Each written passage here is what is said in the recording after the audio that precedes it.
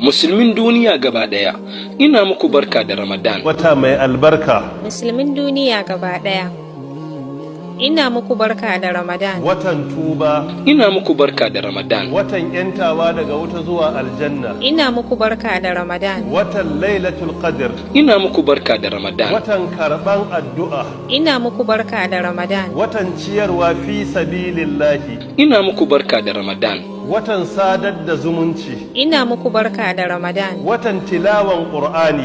Ina muku barka da Ramadan. Watan ninka lada ninkin baninki. Ina muku barka da Ramadan. Watan qiyamul laili. Ina muku barka da Ramadan. Watan sallan tarawihi. Ina muku barka da Ramadan.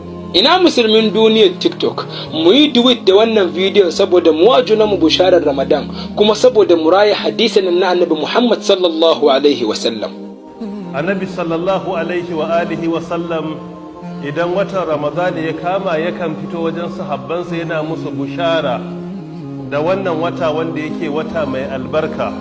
Wannan hadisi iya cikin sahihun Nasa'i, hadisi na 1992. Zol Voice.